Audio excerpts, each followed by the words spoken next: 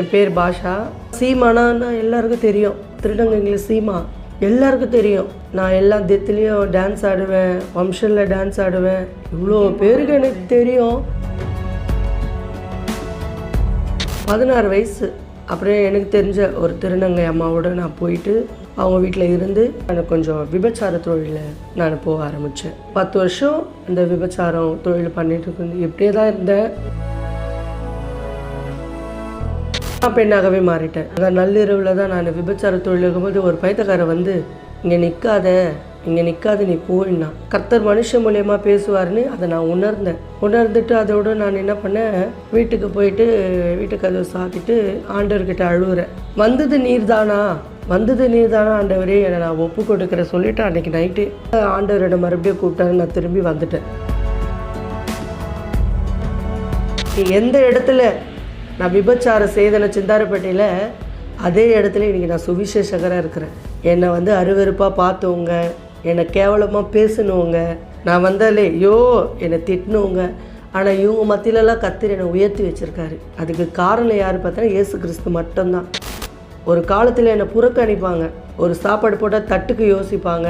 எங்களால் எங்கேயும் வெளியே போக முடியாது. தெருக்கள்லேயே வந்து பசங்களை எங்ககிட்ட பேச விட மாட்டாங்க.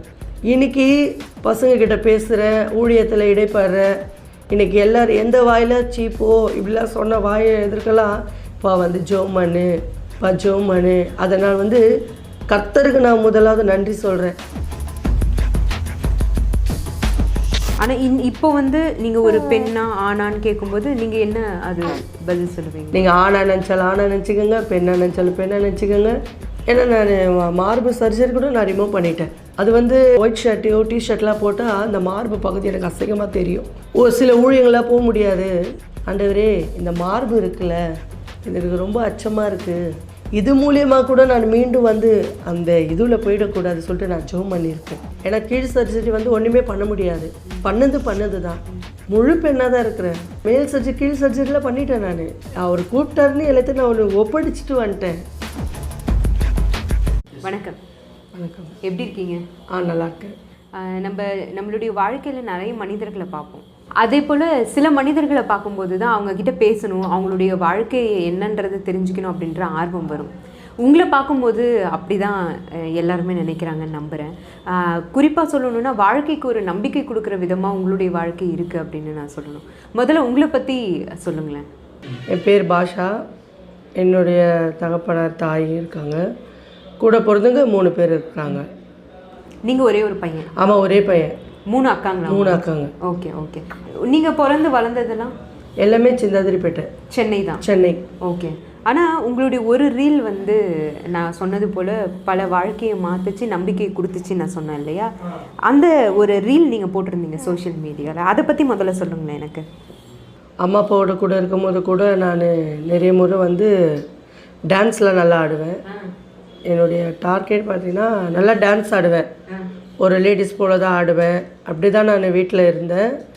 இப்படியே இருக்க நிறைய இடத்துக்கு, மண்டபங்களுக்கு இல்லை வெளியே எங்கன்னா போகும்போது கூட இப்படியே தான் நான் டான்ஸ் ஆடினே இருப்பேன். இது வந்து கொஞ்சம் சில நாளாகவே வீட்டில் வந்து தெரியாமல் இருந்துச்சு. அப்புறம் சில இடத்துல வந்து நான் டான்ஸ் ஆடும்போதெல்லாம் வீட்டில் வந்து சொல்லுவாங்க, உங்கள் தம்பி வந்து லேடிஸ் போல் ஆடுறான், அவனை என்ன ஏதுன்னு பாருங்கன்னு சொல்லுவாங்க. அப்போ நான் வீட்டில் வந்து என்னை ரொம்ப அடிப்பாங்க, சித்திரவதை பண்ணுவாங்க, ரொம்ப பிரச்சனை பண்ணுவாங்க. நீ ஏன் அந்த மாதிரி பண்ணிகிட்ருக்க? ஆமாம், நீ ஏன் டான்ஸ் ஆடுற? அந்த மாதிரி எதுக்கு டான்ஸ் ஆடுற? நான் நிறைய முறை சொல்லியிருக்கிறேன் வீட்டில். எனக்கு என்னவோ தெரியல, நான் அப்படி தான் ஆடுறேன், எனக்கு என்னவோ தெரியல. எந்த வயசுலேருந்து உங்களுக்கே தெரிய ஆரம்பிச்சது? கரெக்டாக 11 வயசு. அப்பத்துலேருந்து நீங்கள் டான்ஸ் ஆடிட்டு தான்? நல்ல டான்ஸ் ஆடுவேன். ஒருவேளை கொஞ்சம் நளினமாக ஆடுறதுனால அப்படி எல்லாருமே சொல்ல ஆரம்பிச்சிட்டாங்களோ? அப்படின்னு சொல்ல முடியாது. அதான் நான் வந்து பேச்சிலேருந்து நடையிலேருந்து எல்லாமே ஒரு திருநங்கை போல தான் பேசுவேன். ஆமாம், உணர்வு இருந்துச்சு. ஒரு ட்ரான்ஸ் அப்படி திருநங்கை போல் பேசுவேன், கொள்ளுவேன், நடப்பேன், டான்ஸ்லாம் ஆடுவேன். இதில் வந்து வீட்டில் கேட்கும்போது ரொம்ப பிரச்சனையாக இருக்கும். நான் யோசிப்பேன், நம்ம இவங்ககிட்ட சொல்லினா புரிய வைக்கிறதுன்னு கூட நான் நிறைய முறை யோசிச்சுருக்கேன். ஆனால் நான் சொல்கிறத அவங்க புரிஞ்சிக்கவே மாட்டாங்க. நீ இப்படி தான் இருக்கணும்னு. எனக்குன்னு ஒரு லைஃப் இருக்குதுல்ல, அந்த லைஃப்பை நான் பார்த்துட்டு நான் 16 வயசில் வீட்டை விட்டு கடந்து போயிட்டேன். ஓ, வெளியில் வந்துட்டீங்க? நான் வெளியே வந்துட்டேன் 16 வயசில். ஆ. அப்போது கடந்து வரும்போது அதுக்கு முன்னாடி எங்களுடைய பாட்டி இருந்தாங்க, அம்மாவோட தாயார். அவங்க வந்து சேப்பாக்கம் எதிரொலி சபைக்கு போவாங்க. அந்த சபையில் நான் விபிஎஸ் மூலியமாக தான் நான் போனேன். ஸ்நாக்ஸுக்காகவோ இந்த டான்ஸுக்காக தான் போனேன். இப்படி இருக்கும்போது அங்கேயே நான் நல்ல டான்ஸ் ஆடுவேன். அதுக்கப்புறம் என்னாச்சுன்னா பாட்டி வந்து இறந்துட்டாங்க. இறந்துட்ட பேர் நாங்கள் எலிஸ் ரோட்லேருந்து சிந்தார்பேட்டைக்கு வீடு வந்தோம். அங்கே வீட்டுக்கு வரும்போது அங்கே உள்ள ஒரு சபை இருந்துச்சு. அந்த சபைக்கு நான் சண்டே கிளாஸுக்கு போவேன் வருவேன். இப்படி தான். இது எப்போ வீட்டை விட்டு வெளியே வந்து? அதான் வீட்டை விட்டு வெளியே போயிட்ட பேர். நல்லா டான்ஸ் ஆடுவேன், கொள்வேன், விபிஎஸ்க்கு வருவேன் போவேன். ஆனால் வீட்டில் பிரச்சனை நடந்துக்கினே இருக்கும். நீ ஏன் டான்ஸ் ஆடுற, நீ ஏன் எதுக்கு டான்ஸ் ஆடுற சொல்லிட்டு ரொம்ப பிரச்சனை பண்ணுவாங்க. நான் ரொம்ப மன வருத்தத்தோடு அழுதுருக்கிறேன் நிறைய முறை. எதனா பண்ணிக்கலாமா? அப்புறமா நான் வாழ்க்கையே வெறுக்கிற ஒரு கட்டம் வந்துச்சு. ரொம்ப போ இவங்க குடும்பத்தை விட்டு நம்ம போயிடலான்னு சொல்லிவிட்டு 16 வயசு அப்படியே எனக்கு தெரிஞ்ச ஒரு திருநங்கை அம்மாவோடு நான் போயிட்டு அவங்க வீட்டில் இருந்து, அப்போ அவங்க வந்து என்ன பண்ணாங்கன்னா என் கூட தான் இருந்தாங்க, என்னை நேசித்தாங்க. இப்போது ரெண்டாவது என்னாச்சுன்னா நான் கொஞ்சம் விபச்சார தொழிலில் நான் போக ஆரம்பித்தேன். ஆனால் இப்போ நீங்கள் 16 வயசு வரைக்கும் ஒரு ஆணாக தான் இருந்திருக்கீங்க. ஆணாகனா சொல்ல முடியாது. எப்படின்னா உருவம் தோற்றம் வேணால் ஆணாக இருக்கலாம், ஆனால் நடைமுறை பார்த்தீங்கன்னா ஒரு பெண்ணாக தான் இருந்தேன். அதுக்கப்புறம் அந்த 16 வயசுக்கு அப்புறம் வெளியில் வந்துட்ட பின்னாடி நீங்கள் ஒரு பெண்ணாக பெண்ணாகவே மாறிட்டேன். 16 வயசு நான் வீட்டை விட்டு வெளியே வரும்போது அப்படியே நான் அந்த விபச்சார தொழிலில் போவேன் கொள்ளுவேன். இப்படியே தான் ரொம்ப வருஷமாக அதுலேயே நான் இருந்தேன். எனக்கு மற்றபடி எந்த எத்தனை வருஷம்னு சொல்ல முடியுமா? கிட்டத்தட்ட நான் 16 வயசில் போனேன். 26 வயசில் ஆண்டவர் என்னை மறுபடியும் கூப்பிட்டாரு. நான் திரும்பி வந்துட்டேன். 10 வருஷம் நான் வெளியே தான் இருந்தேன். இந்த விபச்சாரம் தொழில் பண்ணிட்டு இப்படியே தான் இருந்தேன். அநேக இடத்துல என்ன தான் பிரச்சனை வந்தாலும் நான் அதெல்லாம் எப்போவுமே நான் ஃபேஸ் பண்ணிட்டு நான் போயிடுவேன். இப்படி இருக்கும்போது நான் வந்து ரட்சிக்கப்பட்ட பையனால் அந்த கிறிஸ்துவெல்லாம் கர்த்தர் யாருன்னு எனக்கு தெரியும். அப்போ நான் தவறாக நினைக்கிறேன். சொல்லுங்கள். தவறான வழியில் போகும்போது உங்களுக்குள்ளேயும் நீங்கள் வந்து இந்த போதனைகளையோ இந்த ஆன்மீக வழியிலையும் இருந்தீங்களா? அப்போ ஆன்மீக வழியை இல்லை விட்டுட்டீங்க, மொத்தமாக விட்டுட்டு இந்த தவறான பாதைக்கு போயிட்டு? இந்த தவறான பாதைக்கு தான். அப்புறம் நான் இந்த விபச்சார தொழிலில் இருந்துட்டு இத்தனை வருஷம் நான் இருந்தேன். நிறைய இடத்துல ஊழியம் செய்கிறவங்களெல்லாம் பார்ப்பேன் கொள்ளுவேன். ஆனால் நான் என்னால் போக முடியாது. ஏன்னா நான் இந்த மாதிரி தவறான தொழிலில் இருக்கிற நான் எப்படி போட்டு சமைக்கலாம் சொல்லிட்டு மனசுக்குள்ள உணர்வு குத்தம் எனக்கு. சரி, நான் அதனாலே நான் போயிடவே மாட்டேன். இத்தனை வருஷம் எல்லா நேரத்துலையும் கொரோனா டைம்லேயும் நான் ரோட்டில் நின்று இருக்கேன். வருதா புயல் வரும்போதும் நான் நின்று இருக்கிறேன். நிறைய இடத்துல நான் நெருக்கமான சூழ்நிலையும் எனக்கு அதுதான் வழி, வேறு எதுவும் வழியில் சொல்லிட்டு இப்படியே தான் நான் இருந்தேன். அப்புறம் ஒரு நாள் ஒரு பைத்தியக்காரன் வந்தான். வந்துட்டு அதான் நள்ளிரவில் தான் நான் விபச்சார தொழில் இருக்கும்போது ஒரு பைத்தியக்காரன் வந்து இங்கே நிற்காத நீ போயின்னா. ஆனால் ஒன்று மட்டும் எனக்கு புரியும். என்ன புரியும்னா கர்த்தர் மனுஷன் மூலியமாக பேசுவார்னு அதை நான் உணர்ந்துட்டு அதோடு நான் என்ன பண்ணேன், வீட்டுக்கு போயிட்டு வீட்டுக்கு அதை சாத்திட்டு ஆண்டவர்கிட்ட அழுகுறேன். வந்தது நீர்தானா ஆண்டவரே, என்னை நான் ஒப்பு கொடுக்குற சொல்லிவிட்டு அன்றைக்கி நைட்டு. அவர் எந்த மாதிரி தோற்றத்தில் தானே அதான் ஒரு பைத்தியக்காரன் எப்படி குப்பை மனநலம் பாதிக்கப்பட்டு அதான் அதை குப்பை பொறுக்கிற மாதிரி தான். அவரை பார்த்தாலும் நம்மளுக்கு சகிக்காது. எனக்கு ஒரு பக்கம் டென்ஷனு, நம்ம பொழப்பே இல்லாமல் இருக்கிறோம். இந்த நேரத்தில் இவர் வந்து இப்படி சொல்லிட்டாரு, இவன் என்ன பண்ணுறது சொல்லிட்டு. ஆனால் ஒரு விஷயம் எனக்கு உணர்த்தப்பட்டதுன்னா ஆண்டவர் மனுஷன் மூலியமாக தான் பேசுவார். அதை நான் புரிந்துட்டு என்ன பண்ணிட்டேன்னா வீட்டுக்கு நான் போயிட்டு என்னை நான் உடனே அவருடைய சமூகத்தில் ஒப்பு கொடுத்து ஒரு வாரம் நான் அந்த ரோடு பக்கமே போகல. நான் நிற்கிற ரோடு பக்கமே நான் போகல. எனக்கு ஒரு தெரிஞ்ச ஒரு சகோதரி ஃபோன் பண்ணுறா, என்னக்கா வரல?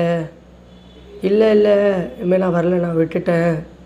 அப்போது அவள் சொல்கிறா, நீ செத்தா கூட நான் சாவேன், என் சாவை நான் நின்ன இடத்துல தான் நீங்கள் வச்சுட்டு என்னை வந்து இந்த மாதிரி கொண்டு போகணும் சுடுகாட்டில். இப்படிலாம் சபதை போட்டிய, எப்படி இந்த தொழிலை விட்டுட்ட, எங்களால் நம்ப முடியல கேட்டா. இல்லை ஆண்டவர் வந்தார், இந்த மாதிரி சொன்னார். எப்படி வந்தார் ஆண்டவர்? பைத்தியக்கார மூலியமாக வந்தார்.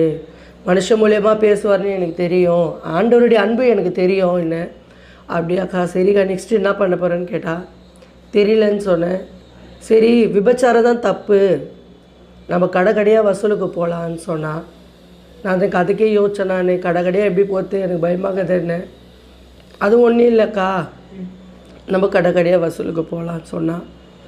அப்போ நானும் வந்து என்ன பண்ணேன்னா கடையாக வசூல் கேட்க ஆரம்பிச்சுன்னு இப்படியே அது ஒரு 6 மாதம் போயிடுச்சு. இந்த கடை வசூல் விபச்சார தொழிலேருந்து கடை வசூலுக்கு வந்துட்டேன். கடை வசூலுக்கும் போது என்னுடைய அக்கா, என் கூட பிறந்த அக்கா ஃபோன் பண்ணுறாங்க. எங்கே இருக்கிற கேட்டாங்க. நான் இந்த மாதிரி வசூல் இருக்கிறேன். அப்படியா? ஆமாம், நான் இந்த மாதிரி இந்த தொழிலேருந்து நான் வந்துட்டேன். அக்கா ரொம்ப சந்தோஷப்பட்டாங்க. பரவாயில்லடா, சரி சபைக்கு வாடா என்னாங்க. இல்லை நான் வரல, நான் எப்படி வருது, நீ அப்படி இருக்கும்போது தான் வரமாட்டேன் சொன்னல, அதான் நீ இப்போ வசூலுக்கு தானே போகிறேன், வாடா சபைக்கு. நாங்கள் சரி நான் ஒரு முறை வரேன்னு சொல்லிவிட்டு அக்கா வீட்டில் கூட்டம் நடக்குது. அப்போ அங்கே அந்த ஃபாஸ்டர் வந்திருந்தார். வாடா வா தம்பி சபைக்குனாரு. தம்பி நான் வந்து டக்குன்னு சொல்லலை அவர், வாமா சபைக்கு வாமான்னு. ஏன்னா நான் சேரீயில் இருந்தேன். சரி வரேங்க ஐயா சொன்னேன். ஆனால் என்னுடைய அக்கா, இன்னொரு பெரிய அக்கா வந்து என்ன சொல்கிறாங்கன்னா, நீ வரக்கூடாது சபைக்கு. ஏன்னா 3 அக்காங்களும் வந்து சேரீயில் போகிறாங்க. இப்போ 4வது நானும் போனால் சேரீயில் போவேன்னு சொல்லிவிட்டு அங்கே இருக்கிறவங்க யாரா கேலி பண்ண போகிறாங்கோ, குடும்பத்தோடு 4 அக்கா தங்கச்சிகளும் சபைக்கு வராங்கன்னு சொல்லிட்டு கேலி பண்ண போகிறாங்க சொல்லிவிட்டு அந்த அர்த்தத்தில் என்ன வருவேன்னு சொல்லிட்டாங்க. அப்போ கூட எங்கள் அக்கா, இன்னொரு அக்கா சொன்னால், அந்த மாதிரி பார்த்தீங்கன்னா தம்பியை வருவேன்னு சொல்கிறிய, அப்போ அவன் போகிற லைஃப் என்ன, அவன் வாழ்க்கை எப்படி தான் போகிறது சொல்லி கேட்டாங்க. நிறைய முறை வாக்குவாதம் ஆச்சு எனக்கு எங்கள் அக்காங்களாம். நான் அப்போ கூட நான் போயிட்டேன். சரி, எங்கள் அக்கா ஒரே ஒருத்தர் சொன்னாங்க, அக்காவை பார்த்தீங்கன்னா நீ பரலோகம் போக மாட்டே, நீ நரகந்தான் போவேன்னு சொல்லும்போது எனக்கு கொஞ்சம் பயம் எடுத்து போட்டுச்சு. ஏன்னா நித்திய காலமாக நான் இந்த பூமியில் வாழ்வேன்னா வாழ முடியாது என்னால். ஆனால் கிறிஸ்தவர்களுக்கு ஒன்றே ஒன்று என்னென்னா, பரலோகம் நான் எங்களுக்காக ஏற்படுத்தின அந்த பரலோகத்தை நோக்கி நான் போகணுன்னு எனக்குள்ளே ஒரு ஏவுதல். அப்புறமா என்ன பண்ணேன், நான் சபைக்கு போக ஆரம்பித்தேன். சபைக்கு போகும்போது முதல் டைம் நான் ஆராதனை பண்ணும்போது ஒரு ஊழியக்காரர் அந்த ஆராதனை நடத்தினவங்க சொல்கிறாரு, என் சமூகத்தில் நீ வந்துட்டல, இன்னும் கிட்டி சேரு, இன்னும் என்னை நெருங்க சொல்லும் போது கொஞ்சம் அப்படியே சபையில் ரொம்ப நான் பழக்கமாகவேன். திங்கக்கிழமைனா வசூலுக்கு போவேன், செவ்வாய்க்கிழமை ஃபாஸ்டிங் ப்ரேயருக்கு போயிடுவேன், புதன்கிழமை வசூலுக்கு போவேன், வியாழக்கிழமையும் வசூல் போவேன், வெள்ளிக்கிழமை லீவ் போட்டுருவேன் உபவாச நாள் சொல்லிவிட்டு. இப்படியே தான் கர்த்தருக்கு நான் முக்கியத்துவம் கொடுக்க ஆரம்பிச்சிட்டேன். என்னுடைய வருமானத்தை பார்க்கலும் கர்த்தருக்கு நம்ம உண்மையாக வாழ்ந்துன்னு சொல்லிவிட்டு அந்த ஓட்டத்தில் நான் அப்படியே ட்ராக் மாறிட்டேன். இப்போ இப்படியே போயின்னு வந்துருக்கும் போது நானும் சனம் எடுத்தேன். நானும் சனம் எடுக்கும்போது கூட ஆண்டவர், நானும் சனம் எடுத்துகிட்டு நான் ஊழியம் செஞ்சுன்னு தான் இருந்தேன். ஊழியத்தில் பயன்படும் நான் அதிகாலையில் ஜெபம் பண்ணுவேன். அந்த பழக்கம் எனக்கு இருக்குது. ஜெபம் பண்ணும்போது கூட நான் ஜெபம் பண்ணி நிற்கும் போது ஒரு மெல்லிய சத்தம் கேட்டுச்சு.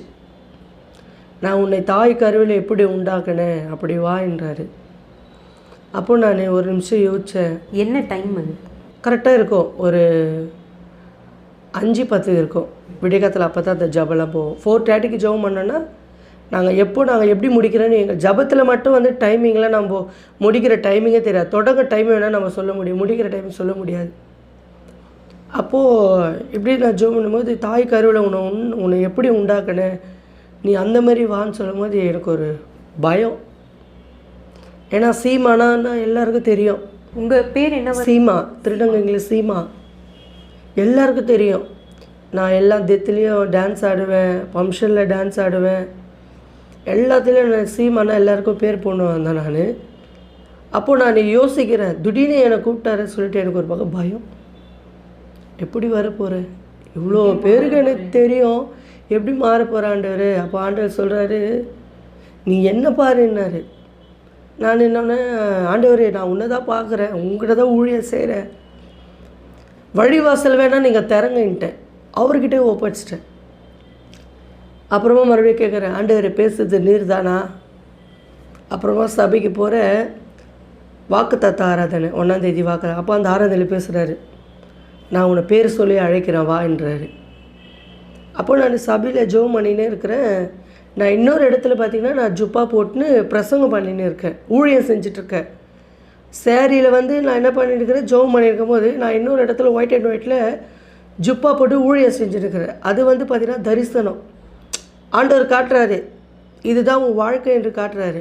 எப்படி இது உங்களுக்கு ஒரு ஒரு பிம்பம் மாதிரி வந்து? ஆமாம், இது காட்டுவார் ஆண்டவர். அவருக்கு உண்மையாக இருந்தால் கண்டிப்பாக அவர் தரிசனத்தில் காட்டுவார். நம்மளுக்கு ஒரு கனவு மூலியமாக கூட காட்டுவார். ஆனால் நான் ஜோம் பண்ணின்னுக்கிறேன். இன்னொரு இடத்துல நான் வந்து முடியை வெட்டி ஜுப்பா போட்டு பிரசங்கம் பண்ணின்னுக்கிறேன் ஸ்டேஜில் ஏறி. இப்படி தான் நான் இருக்க போகிறேன் சொல்லிவிட்டு அவர் எனக்கு காட்டுறாரு. இப்போ நான் ரொம்ப பயன்ட்டேன். எல்லாருக்கிட்டே நான் எப்படி பேச போகிறேன் சொல்லிவிட்டு ஜோம் பண்ணிங்கன்னு என்ன ஆதரித்தேன் அந்த திருநங்கை அம்மா, அந்த அம்மா கிட்ட நான் போகிறேன். ஜோம் பண்ணிவிட்டு அந்த அம்மா கிட்ட போய் கேட்குறேன், அம்மா நான் ஊழியம் செய்ய போகிறேம்மா என்று. அப்போ அந்த அம்மா சொல்கிறாங்க, போப்பா ஆல்ரெடி ஊழியம் தானே செஞ்சுன்னு இருக்க சொன்னாங்க. இல்லைம்மா இந்த மாதிரி முடிய வெட்ட போகிறேன். ஸ்லோவாக சொன்னேன், முடிய வெட்ட போகிறேன். இல்லை முடிய வெட்ட போகிறோம்மா. அப்படியாப்பா, வாழுவியான்னு கேட்டாங்க. இல்லைம்மா, கர்த்தர் என்னை வாழ வைப்பார். எதுவுமே பேசலை, எந்த வாக்குவாதமும் ஆகலை, எந்த தர்குணமும் ஆகலை, எந்த பிரச்சனையும் ஆகலை. கடவுள் கூப்பிட்றாருன்னு நீ போகிறப்பா, அதை நான் தடை பண்ண மாட்டேன், நீ போயிட்டு வாங்கிட்டாங்க. எந்த பிரச்சனையும் கிடையாது.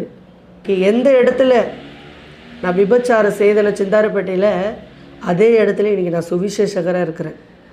என்னை வந்து அருவருப்பாக பார்த்தவங்க, என்னை கேவலமாக பேசினவங்க, நான் வந்தாலே என்னை திட்டினவங்க, ஆனால் இவங்க மத்தியிலலாம் கர்த்தர் என்னை உயர்த்தி வச்சுருக்காரு. அதுக்கு காரணம் யார் பார்த்தீங்கன்னா இயேசு கிறிஸ்து மட்டும்தான். ஒரு காலத்தில் என்னை புறக்கணிப்பாங்க. ஒரு சாப்பாடு போட்டால் தட்டுக்கு யோசிப்பாங்க. எங்களால் எங்கேயும் வெளியே போக முடியாது. தெருக்கள்லேயே வந்து பசங்களை எங்ககிட்ட பேச விட மாட்டாங்க. இன்றைக்கி பசங்கக்கிட்ட பேசுகிற, ஊழியத்தில் இடைப்படுற, இன்றைக்கி எல்லோரும் எந்த வாயில் சீப்போ இப்படிலாம் சொன்ன வாயை எதிர்க்கலாம் இப்போ வந்து ஜோம் பண்ணு. அதை நான் வந்து கர்த்தருக்கு நான் முதலாவது நன்றி சொல்கிறேன். ஏன்னா வசனம் சொல்கிறது, அவர்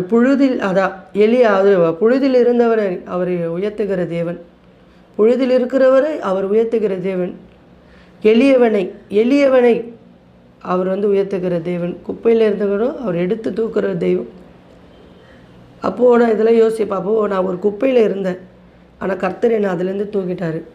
அதுக்காக நான் அவருக்கு நன்றி சொல்வேன்.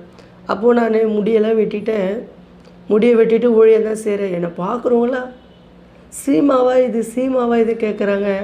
சில பேர் என்னை நிறைய பேர் கேட்டாங்க, எதுக்கு நீ புடவை கட்டினே ஊழியம் செய்யலாம்ல எதுக்குன்னு கேட்டாங்க. அப்போ நான் சொன்னேன், இல்லை புடவை கட்டி ஊழியம் செய்கிற அநேக திருநங்கைங்க இருக்கிறாங்க, அதுக்கும் நான் ஆண்டவருக்கு நன்றி சொல்கிறேன். பரவாயில்ல, அநேக திருநங்கைங்கெல்லாம் ஊழியம் செய்யும்போது நான் ரொம்ப சந்தோஷப்படுவேன். அவர்களுக்கு அழைப்பு அந்த மாதிரி. ஆனால் என்னுடைய அழைப்பு இதுவாக இருக்குது. ஏன்னா நானும் புடவையில் தான் ஊழியம் செஞ்சேன். ஆனால் கர்த்தர் வந்து எனக்கு இந்த அழைப்பை கொடுத்ததால் நான் இப்படியாக வந்துட்டேன். நான் யாரையும் எப்போவுமே குற்றப்படுத்தி பேசவே மாட்டேன். அநேக திருநங்கைகளை கூட நான் குற்றப்படுத்தவே மாட்டேன். ஏன்னா அவங்க ஊழியம் செய்கிறது சாரியில். இப்போ அவங்க ஒரு கூட்டத்தை பரலோகத்துக்கு கொண்டு போவாங்க, இப்போ நான் ஒரு கூட்டத்தை பரலோகத்துக்கு கொண்டு போவேன். அதுபோல் ஒரு விஷயந்தான். அதனால் நான் யாரையும் எப்போவுமே குற்றப்படுத்த மாட்டேன். கர்த்தர் எனக்கு கொடுத்த அழைப்பு, என்னை இப்படி இருன்னு சொன்னார், நான் வந்துட்டேன். ஏன்னா மனுஷர்களுக்காக வாழ்ந்த காலங்கள் உண்டு, ஏமாந்த காலங்கள் உண்டு. ஆனால் கர்த்தர் அழைக்கும் போது நான் வந்துடுறது தான் எனக்கு நல்லதுன்னு பட்டுதால நான் யாரையும் குற்றப்படுத்தவும் முடியாது. ஏன்னா நான் சந்தோஷமாக தான் வாழ்ந்தேன். அவர் அழைத்த அழைப்பில் அவருடைய வார்த்தைக்கு நான் கீழ்ப்படிந்து நான் இப்படி வந்துட்டேன். ஆனால் இது எல்லாத்தையும் விட்டுட்டு நான் உங்களுடைய மகனாக வரேன்னு உங்களுடைய பெற்றோர்களை நீங்கள் தேடி போகும்போது அவங்க என்ன சொன்னாங்க? அவங்க என்ன சொல்கிறது, ரொம்ப சந்தோஷப்பட்டாங்க. ஏன்னா அம்மாவும் நல்ல ஜெபம் பண்ணுறவங்க தான். அம்மா அடிக்கடி சில பேர்கிட்ட சொல்லுவாங்க, அம்மா ஒரு சுவிசேஷன் சொல்ல போவாங்க, அம்மா சபை வச்சு தான் நடத்திட்டு இருக்கிறாங்க குடும்பமே. அப்போ எல்லாருக்கிட்டே போய் சொல்லுவாங்க, வாங்க ஏசு உங்களை நேசிக்கிறா சொல்லும் போது, அப்போ எல்லாம் சொல்லுவாங்களா, அவங்க தம்பியை போய் பாரு, உன் பையனை இந்த மாதிரி பண்ணுறான்னு சொல்லிட்டு அம்மா கிட்ட சொல்லுவாங்களா. அப்போ அம்மா சொல்லுவாங்களா, நான் சாவறதுக்குள்ளே என் பிள்ளைய ஆண்டவர் என்கிட்ட கொண்டு வந்து என் பிள்ளைய ஊழியம் செய்ய வைப்பாருன்னு சொல்லுவாங்களாம். அம்மா வந்து ரொம்ப உறுதி, ஆண்டவர் மேலே ரொம்ப நம்பிக்கை. அக்கம் பக்கம் ஜனங்களாம் நான் அந்த ஊழியத்துக்கு வந்த பேர் எல்லோரும் சொல்லுவாங்க, உங்கள் அம்மா தான் அடிக்கடி சொல்லும், என் பையனை ஆண்டவர் கொண்டு வருவார், ஊழிய பாதையில் நடத்துவாருலாம். நான் நிறைய பேர்கிட்ட சபதெல்லாம் போட்டிருக்காங்க, நான் கண்ணை மூடுறதுக்குள்ளே ஊழியத்தில் என் பையன் வந்துடுவான்னு சொல்லியிருக்கிறாங்க. அவ்வளோ ஒரு சந்தோஷம். எல்லாருக்கும் ரொம்ப ரொம்ப சந்தோஷம். இப்போ ஏரியா ஜனங்க வாயெல்லாம் கத்துன பண்ண மூட வச்சார். யாரெல்லாம் ரொம்ப கேவலமாக பேசுனாங்களோ அந்த இடத்துலலாம் இன்றைக்கி ஒரு நல்ல ஒரு மரியாதை கொடுக்குது. எனக்கு மரியாதை கொடுக்குது பெருமைன்னு நான் எப்போவுமே சொல்ல மாட்டேன். ஏன்னா எப்போவுமே அவருக்கு தான் நான் நன்றி சொல்லுவேன். என்னை எப்போவுமே நான் உயர்த்தியே நான் பேச மாட்டேன். என்னை எப்போவுமே நான் தாழ்த்தி தான் பேசுவேன். கர்த்தர் எனக்கு ஒரு ஸ்தானத்தில் வச்சுருக்கேன்னா நான் கர்த்தருக்கு தான் நன்றி சொல்லுவேன். ஆனால் எனக்கு ஒரு சின்ன சந்தேகம். சொல்லுங்கள். உங்களுடைய பேர் பாஷா அப்படின்னீங்க, அது காரணம் ஏதாவது இருக்கா? அது காரணம்னா 1995 நான் பிறந்த போது அந்த படம் வந்தது, அதனால என் பேர் பாஷா. ஆனால் நீங்கள் வந்து கிறிஸ்துவ குடும்பம் இல்லை, இந்து தான். பாட்டி மூலியமாக நான் அந்த விபிஎஸ்க்கு போந்தால நான் இந்த மாதிரி வந்து வீட்டை விட்டு வெளியே போந்தால அப்பாலாம் ரொம்ப துக்கித்து ரொம்ப அழுது புலம்பின்னு இருக்கும் போது அங்கே ஊழியம் செஞ்சுருக்காங்க. இந்த தெருவாக ஊழியம் செய்கிறவங்க வந்து எதுக்கு அழுவுறீங்க சொல்லும்போது என் பையன் இந்த மாதிரி போயிட்டான் சொல்லும்போது ஆண்டர் கொண்டு வருவார் சொல்லிவிட்டு அவங்க ஒருத்தருங்க ஒரு பாஸ்டர் அம்மா மூலியமாக அவங்களுக்கு ரட்சிப்பு வந்து இன்றைக்கி குடும்பமே ஊழியம் செய்யுது. ஆனால் இந்த மாதிரி மாற்றங்கள் சில பேருக்கு வரும். நம்ம நிறைய பேரை பார்க்குறோம், டிரான்ஸ்ஜெண்டர்ஸை நம்ம பார்க்குறோம். அவங்களுக்கு வந்து எதுவுமே வந்து இன்னொருத்தரை பார்த்து வர்றது கிடையாது. அவங்களுடைய உடல் சார்ந்து அவங்களுக்கு சில மாற்றங்கள் வந்து, மனம் சார்ந்து அவங்களுக்கு சில மாற்றங்கள் வரும்போது தான் அவங்க மாறுறாங்க. இப்போ நீங்கள் அந்த மாதிரி மாறி இப்போ கடவுளுக்காக உங்களை நீங்கள் மாற்றிக்கிட்டு இந்த ஆன்மீக வழியில் நீங்கள் இருக்கீங்க. இப்போது நீங்கள் என்னவா உணர்றீங்க? நான் எப்போவுமே நான் உணர்ந்ததே கிடையாது. ஆண்டவருக்கு ஊழியம் செய்கிறேன்னு சொல்லிட்டு தான் நான் வந்தேன், மற்றபடி ஒரு ஒன்றும் இல்லை. ஆனால் இப்போ வந்து நீங்கள் ஒரு பெண்ணா ஆனான்னு கேட்கும்போது நீங்கள் என்ன அது பதில் சொல்லுவீங்க? நான் யார்கிட்டையும் எதுவும் சொல்ல மாட்டேன். நீங்கள் எப்படி நினச்சாலும் நீங்கள் நினச்சிக்கோங்க. நீங்கள் ஆணா நினச்சாலும் ஆணா நினச்சிக்கோங்க, பெண்ணா நினச்சாலும் பெண்ணா நினச்சிக்கோங்க சொல்லிட்டு நான் போய்டுவேன். ஏன்னா எனக்கு வாக்குவாதம் பேச்சில் எனக்கு பிடிக்காது ரொம்ப. அதனால் நான் எதுவுமே கேட்டோம்னா கம்முனு வந்துடுவேன் சைலண்ட்டாக. ஆனால் இதே நீங்கள் தான், இதே பாட்ஷா நீங்கள் வந்து விபச்சாரம் பண்ண இடங்கள் இருக்குல்ல, அதே போல் யாசகம் கேட்ட இடங்கள் இருக்குல்ல, பிச்சை கேட்ட இடங்கள், அதெல்லாம் இப்போது திரும்பி பார்க்குறீங்களா? நீங்கள் போகும்போது வரும்போது அது எப்படி இருக்கு உங்களுக்கு? நான் இதே சிம்சன் தலைமைச் செயலகம் எதிர்க்க தான் நிற்பேன். அங்கே போகும்போதெல்லாம் ஜோம் பண்ணிட்டு தான் போவேன். ஆண்டவரே இது என்னோட போட்டோம், இதுக்கப்புறம் இங்கே யாரும் நிற்கக்கூடாது ஆண்டவரே சொல்லிவிட்டு ஜோம் பண்ணிட்டு போவேன். இதுக்கும் ஒரு 2 மாதம் முன்னாடி ஆண்டவர் என்கிட்ட பேசின ஒரு வார்த்தை என்னென்னா, நான் எந்தெந்த கடைக்கெல்லாம் நான் வசூலுக்கு போனனோ அந்த இடத்துல நான் ட்ராக்ஸ் கொடுக்க போன்னு சொன்னார். போயின்னு தான் இருக்கேன். நான் கடைக்கடையே போவேன் பார்த்தீங்களா, அந்த இடத்துல போய்ட்டு நான் பேப்பரை கொடுத்து ஏசு நல்லவர் என்னுவேன். ஆனால் எல்லோரும் சொல்லுவாங்க, நீங்கள் சீமா தானே? ஆமாம், பரவாயில்லையே, நீங்கள் ஆண்டவருக்கு கீழ்ப்படிஞ்சு உங்களை நீங்கள் மாற்றிக்கினீங்களே. ஏன்னா நான் மாறத்துக்கு முன்னாடி எல்லாருக்கிட்டையும் நான் சொல்லிட்டு தான் மாறினேன். இந்தமாரி நான் வரமாட்டேன், ஆண்டவர் என்னை கூப்பிட்டாரு, நான் ஊழியத்துக்கு போகிறேன், இதோட நான் உங்ககிட்டலாம் வந்து வசூலுக்கெல்லாம் வரமாட்டேன்னு சொல்லியிருக்கிறேன். அதனால நான் அந்த ட்ராக்ஸ் கொடுக்கும்போது எல்லாம் பிரமிச்சு பார்ப்பாங்க, சீமா தானே? ஆமாம், பரவாயில்ல. இன்னும் அந்த கடவுள் பாதி பேருக்கு கடவுள் பற்றி தெரியாதவங்க கடவுள் உன்னை ஆசீர்வதிக்கிட்டே, இயேசு உன்னை ஆசீர்வதிக்கிட்டேன்னுவாங்க. யாரும் வந்து இந்தமாரி சபிச்சது கிடையாது. ஏன் இந்தமாரி மாறிட்டீங்களா கேட்டதே கிடையாது. சில பேர் கேட்பாங்க, அதுக்கு வேணால் நான் சொல்லுவேன், கர்த்தர் என்னை அழைச்சார் நான் வந்துட்டேன்னுவேன். மற்றபடி வேறு எதுவுமே நான் பேச மாட்டேன் அவங்கக்கிட்ட. ஆனால் இந்த மனித வாழ்க்கையில் எல்லாருக்குமே தேவையான ஒன்று உணவு, உடை, இருப்பிடம் அப்படின்னு சொல்லுவாங்க. அது வந்து திருநங்கைகளை பொறுத்த வரைக்கும் கிடைக்கிறதே வந்து பெரிய விஷயமா இருக்குது இந்த சமூகத்தில். அதுக்காக தான் அவங்க நிறைய யாசகம் கேட்குறதா இருக்கட்டும், இந்த மாதிரி தவறான பாதைகளில் போகிறதா இருக்கட்டும். உங்களுக்கு தேவை கண்டிப்பாக வந்து பணமாக இருந்திருக்கும். இப்போ அந்த பணத்தை பற்றியோ இல்லை உங்கள் தேவையை பற்றி நீங்கள் என்ன நினைக்கிறீங்க? ஒன்று பணமாக இருந்தாலும் எனக்கு தேவையாக இருந்தாலும் எல்லாமே கர்த்தர் தான். ஏன்னா ஒரு இடத்துக்கு ஊழியத்துக்கு போனால் கர்த்தர் என்ன கனம் கொடுக்கணுமோ அதை கொடுத்துட்டு போயிடுவார் எனக்கு. ஒரு நாள் இதே நீங்கள் சொல்கிறது உண்மையாக வாஸ்தவமான ஒரு வார்த்தை, பதில் சொல்லியே ஆகணும். ஏன்னா சாப்பாடு காலங்களில் கஷ்டப்பட்டது உண்டு, அந்த மாதிரி இருந்த காலங்கள் உண்டு. ஆனால் நல்லா பணம் பார்த்தேன், நல்லா ஹோட்டலாக போய் சாப்பிடுவேன்.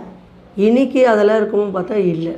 இன்றைக்கி ஒரு நல்ல வாழ்க்கை நான் வாழ்ந்துருக்கேன். அதுக்கே நான் அவருக்கு நன்றி சொல்லிட்டு போயிடணுன்னு நான் அப்படி தான் போயின்னு இருக்கிறேன். உண்மையாகவே ஒரு வார்த்தை நீங்கள் எனக்கு கேட்டது உண்மை தான். ஏன்னா இப்போது எனக்கு வருமானம் இருக்கும் பார்த்தீங்கன்னா இல்லை, ஆனால் நடத்துறது யார் பார்த்தீங்கன்னா கர்த்தர். அவர் மட்டும்தான் என்னை நடத்துகிறாரு, குறைவில்லாமல் என்னை நடத்துகிறாரு. ஆகாரத்துக்கும் சரி, உடைக்கும் சரி, தங்குற இடத்துக்கும் சரி, எல்லாமே கண்டிப்பாக. ஒரு ஒரு நாள் என்னை நான் பார்க்கும்போது நான் ரொம்ப சந்தோஷப்படுறேன். நிறைய இடத்துல நான் சந்தோஷப்படுறேன். எப்படி வாழ்ந்தோம், ஆனால் இப்போ எப்படி இருக்கிறோம் பாரு, ஆண்டவர் எவ்வளோ நல்லவருன்னுவேன் நான் அடிக்கடி. ஆனால் அந்த ஆசைகள் இப்போ இல்லை. இல்லை, ஏன்னா நான் மார்பு சர்ஜரி கூட நான் ரிமூவ் பண்ணிட்டேன். பண்ணிட்டேன்.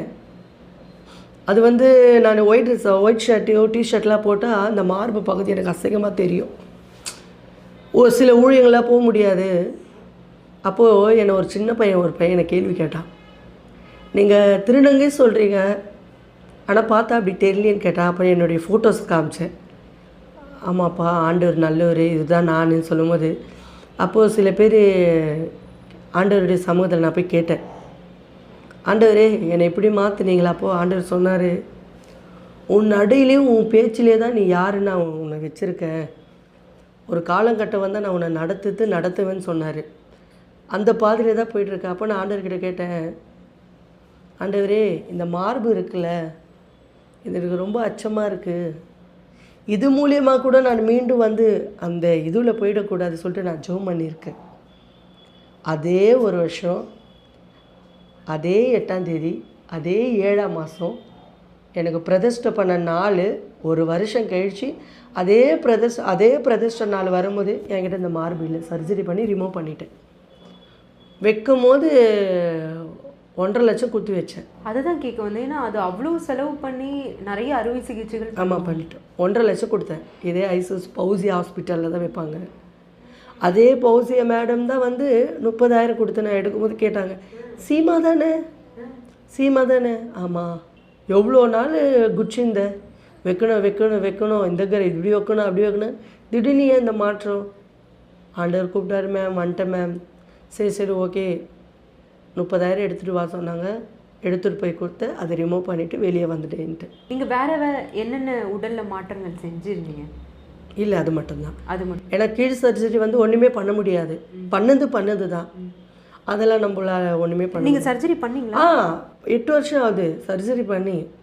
முழு பெண்ணாக தான் இருக்கிறேன். சர்ஜரி பண்ணிட்டேன். மேல் சர்ஜரி கீழ் சர்ஜரிலாம் பண்ணிட்டேன். நான் அவர் கூப்பிட்டாருன்னு எல்லாத்தையும் நான் ஒன்று ஒப்படைச்சிட்டு வந்துட்டேன். நீங்கள் வேறு என்ன நினைக்கிறீங்க? எவ்வளோ பெரிய விஷயம். 1.5 வருஷம் 1.25 வருஷம் ஆகுது. ஜூலை 8ஆம் தேதி 7ஆம் மாதம் வந்தால் 2 வருஷம் ஊழியத்துள்ள வந்து நான் சில காரியங்களாம் என்கிட்ட வரும், ஆனால் நான் அனுமதிக்க மாட்டேன். கர்த்தர் என் கூட இருப்பாருன்னு எனக்கு தெரியும், அதனால் நான் அனுமதிக்க மாட்டேன்.